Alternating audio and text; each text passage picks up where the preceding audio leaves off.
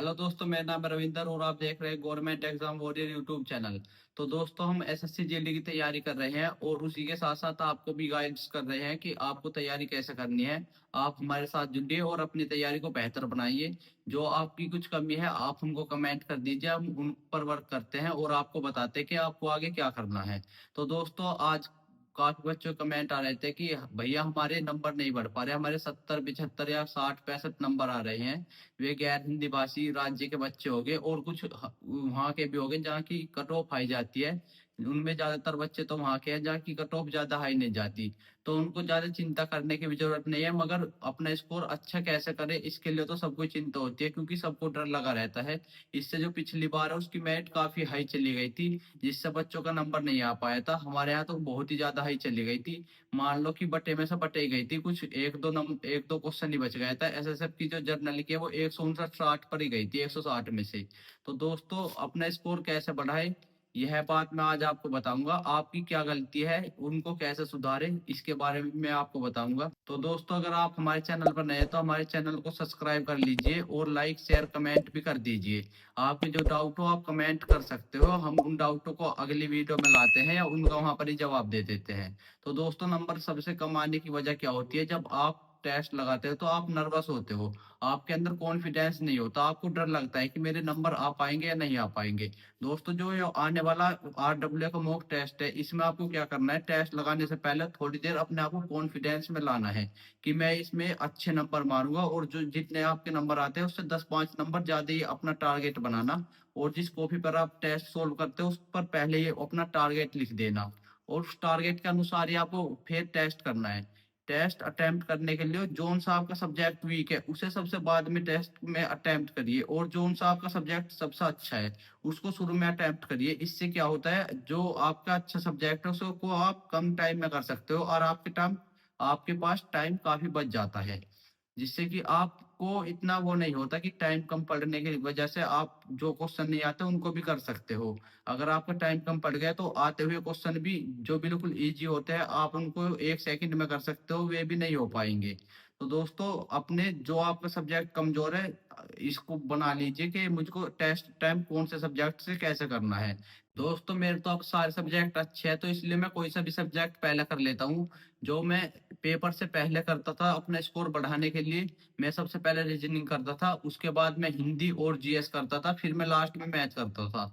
Math के लिए मैं 30 मिनट बचाता था क्योंकि उस टाइम पे मेरा मैथ थोड़ा वीक था। अब तो मैं मैथ को पहले करता हूँ और रीजनिंग को बाद में करता हूँ, और जीएस हिंदी को पहले कर लेता हूँ। कोई से भी सब्जेक्ट ऐसे भी कर लेता हूँ, मुझे टाइम कम नहीं पड़ता और नहीं मेरे नंबर कम आते। तो दोस्तों, आपका अगर मैथ कमजोर है तो आपके जो मैथ के फॉर्मूले होते हैं या कुछ टॉपिक कुछ क्वेश्चन ट्रिकी क्वेश्चन होते हैं जो एक ट्रिक से सेकंडों में सोल्व हो जाते हैं, उनको अपने जहाँ पर आप पढ़ते हो उस टेबल पर एक एक उसमें कागज पर लिख लीजिए और उनको वहां चिपका दीजिए।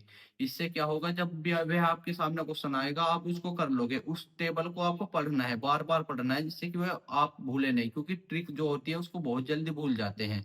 और आप टेस्ट लगाने से पहले अपना 50% मैथ पूरा कर लीजिए।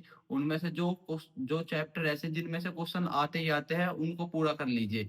जैसे कि परसेंटेज हुआ, SICI हुआ, लाभ हानि हुआ, रेलगाड़ी हुआ, काम काम समय बहुत इंपॉर्टेंट है, काम समय से एक दो क्वेश्चन आता है।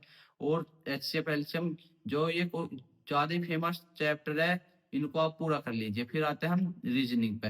दोस्तों, रीजनिंग को हल्के में नहीं लेना, क्योंकि बच्चों के रीजनिंग में गलत हो जाते हैं, उनकी रीजनिंग में प्रैक्टिस नहीं होती, क्योंकि वे सोचते हैं कि मेरी रीजनिंग अच्छी है मैं कर लूंगा, मगर प्रैक्टिस बहुत जरूरी है। अगर आप किसी चीज की प्रैक्टिस नहीं करोगे तो आप उसको अच्छे से नहीं कर पाओगे, चाहे आप कितने ही अच्छे उसमें हो। एग्जाम में ऐसा हो सकता है कि आपके 3 4 क्वेश्चन गलत हो जाए, और रीजनिंग में अगर आपका एक भी क्वेश्चन गलत होता है तो आप बहुत पीछे जाते हो।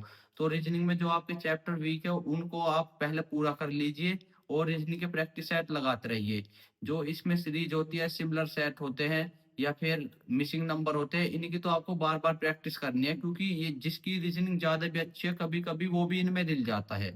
तो रीजनिंग की प्रैक्टिस कीजिए और रीजनिंग को करते समय बिल्कुल ध्यान से पढ़िए और क्वेश्चन में देखें क्या पूछ रहा है, क्योंकि इसमें पढ़ने की वजह से भी काफी गलती होती है।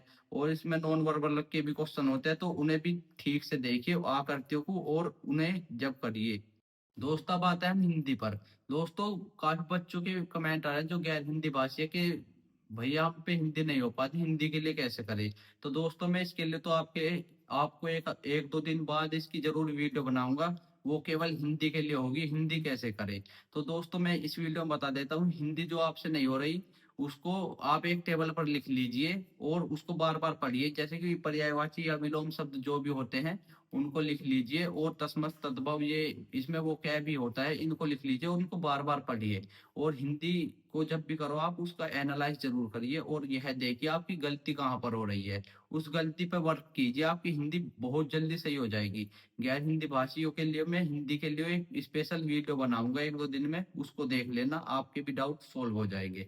दोस्तों अब आते हैं हम जीएस पे। तो दोस्तों आज मैंने एक जीएस की वीडियो बनाई है, जिसमें मैं वो काफी बड़ी वीडियो हो गई, मैंने उसमें काफी इंपॉर्टेंट जो पेपर में आते ही आते हैं वे टॉपिक आपसे चर्चा चर्चा की है उन टॉपिकों की। तो दोस्तों आप उस वीडियो को देख लीजिए, और जो मैंने उस टॉपिक में ऐसे किया है कि जो मैं उसमें बता रहा हूँ उनके फोटो भी साथ के साथ लगा दिए वीडियो में। आप या तो वीडियो देखकर उन टॉपिकों को पढ़ सकते हैं, या अपने टीचर से या किसी बुक में से या गूगल से मदद लेकर उन टॉपिकों को कर सकते हैं। आप उन टॉपिकों का पक्का कर लीजिए और आपके 13-14 क्वेश्चन आराम से हो जाएंगे। दोस्तों जो मैंने जीएस की वीडियो बनाई थी उसमें सारे टॉपिक मैंने कवर कर लिए हैं, ज्यादातर क्वेश्चन उन्हीं में से आएंगे। और अगर आप अपना कोर्स ही पूरा करना चाहते हो तो दोस्तों सबसे पहले अपना स्टैटिक जीके का कोर्स पूरा कर लीजिए, क्योंकि 7 से 8 क्वेश्चन इसी में से मिलेंगे। और जो मैंने वो जीएस की वीडियो बनाई थी उसकी लिंक मैं डिस्क्रिप्शन में डाल दूंगा, वहां पर जाकर आप उसको क्लिक करके देख लेना, जो महत्वपूर्ण टॉपिक है। दोस्तों जीएस काफी बढ़िया है, उसको पूरा करने में आपको काफी समय लग जाएगा।